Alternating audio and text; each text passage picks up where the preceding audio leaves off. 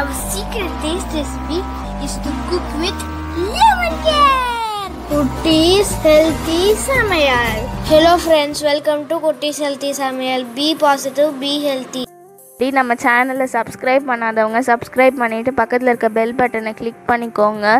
All ஆப்ஷனை click பண்ணுங்கள். அப்போ தான் நாங்கள் போடுற எல்லா வீடியோஸோட நோட்டிஃபிகேஷன்ஸ் உங்களுக்கு வரும். இது வரைக்கும் சப்ஸ்கிரைப் பண்ண எல்லாருக்கும் தேங்க்யூ ஸோ மச்.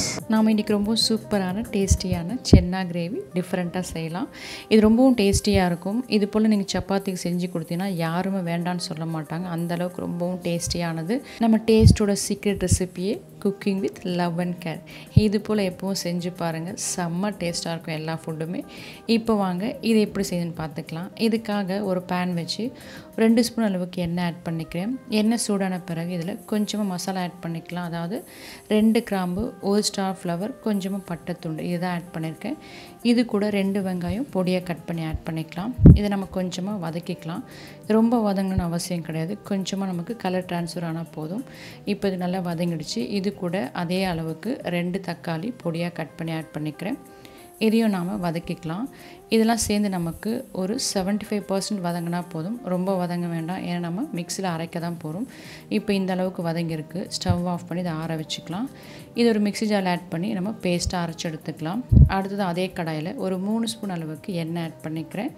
எண்ணெய் காஞ்ச பிறகு கொஞ்சமாக மசாலா பொருட்கள் ஆட் பண்ணிக்கிறேன். கொஞ்சமாக கல்பாசி, 2 கிராம்பு, சின்ன துண்டு பட்டை, அடுத்த 2 பிரியாணி இலை இதுதான் நான் ஆட் பண்ணியிருக்கேன்.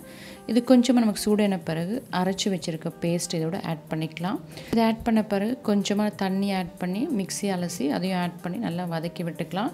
ஒரு 5 நிமிஷம் இது நீங்கள் எண்ணெயில் வதக்கினா போதும். அதுக்கப்புறம் இது கூட ஒரு 3/4 ஸ்பூன் அளவுக்கு இஞ்சி பூண்டு பேஸ்ட் ஆட் பண்ணிக்கிறேன். இதையும் நம்ம பச்சை வாசனை போகிற வரைக்கும் வதக்கி விட்டுக்கலாம்.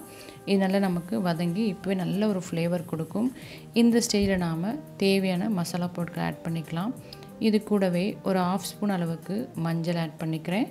இது கூடவே 2 ஸ்பூன் அளவுக்கு குழம்பு மிளகாய்த்தூள் ஆட் பண்ணிக்கிறேன். குழம்பு மிளகாய்த்தூள் எப்படி வீட்லேயே அரைச்சி ஸ்டோர் பண்ணுறதுன்னு நாங்கள் ஆல்ரெடி ஒரு வீடியோ லோட் பண்ணியிருக்கோம். ஒரு லிங்க் நான் டிஸ்கிரிப்ஷன் பாக்ஸில் கொடுத்துருக்கேன். உங்களுக்கு வேணும்னா நீங்கள் செக் பண்ணிக்கலாம். இதோட காரம் வந்து உங்கள் டேஸ்ட்டுக்கு ஏற்றப்பல கூட குறைய ஆட் பண்ணிக்கலாம். இது நல்லா மிக்ஸ் பண்ணி விட்ட பிறகு இதுக்கு தேவையான அளவுக்கு உப்பு ஆட் பண்ணிக்கலாம். இந்த இடத்துல நான் இந்த பேஸ்ட்டுக்கு ஏற்ற போல் கொஞ்சமாக தான் உப்பு ஆட் பண்ணியிருக்கேன். ஏன்னா ஆல்ரெடி சென்னால் வேக வைக்கும்போதே உப்பு ஆட் பண்ணி தான் வேக வச்சுருப்போம். அதோட தண்ணி அதில் நம்ம ஆட் பண்ணுவோம். ஸோ பார்த்து கவனமாக ஆட் பண்ணிக்கோங்க. இப்போ நம்ம வேக வச்சுருக்க சென்னாவை தண்ணியோடு சேர்த்து நம்ம இதில் ஆட் பண்ணிக்கலாம். ஆட் பண்ணி நல்லா மிக்ஸ் பண்ணி விட்டுக்கலாம். அடுத்ததாக உங்களுக்கு எந்த அளவுக்கு தண்ணி தேவையோ அந்தளவுக்கு நீங்கள் ஆட் பண்ணிக்கலாம். நான் இன்றைக்கெலாம் திக்கான ஒரு கிரேவியாக செய்ய போகிறேன். ஸோ நான் கொஞ்சமாக தான் தண்ணி ஆட் பண்ணியிருக்கேன். நல்லா மிக்ஸ் பண்ணி விட்ட பிறகு இது கூட ஒரு 1/4 ஸ்பூன் அளவுக்கு பிரியாணி மசாலா பவுடர் ஆட் பண்ணியிருக்கேன். நான் எல்லாத்துக்குமே வீட்டில் அரைச்சி வச்சுருக்க பிரியாணி மசாலா பவுடர் தான் யூஸ் பண்ணுவேன்.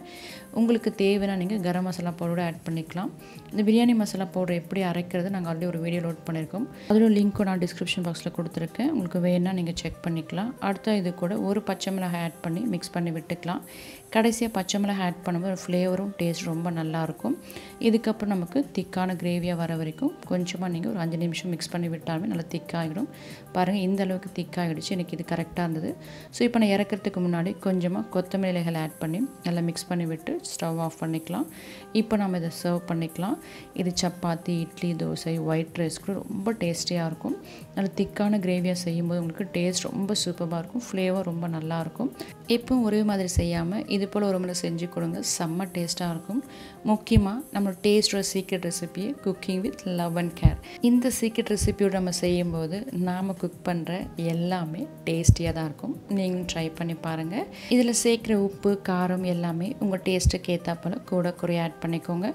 குழம்பு மிளகாய்த்தூளுக்கு பதிலாக காஷ்மீரி மிளகாய்த்தூளோ இல்லை தனி மிளகாய்த்தூளோ ஆட் பண்ணிங்க. கலர் கொஞ்சம் உங்களுக்கு டார்க்காக வேரி ஆகும், அவ்வளோதான். பட் டேஸ்ட் பார்த்திங்கன்னா எல்லாமே செம்மையாக இருக்கும். முக்கியமாக நாங்கள் இன்றைக்கி சப்பாத்திக்கு செஞ்சோம்.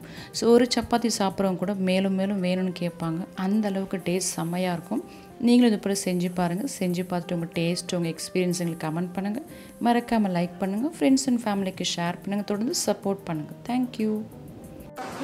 Yummy tasty. நீங்களும் ட்ரை பண்ணுங்க, என்ஜாய் பண்ணுங்க, ஹெல்த்தியா இருங்க.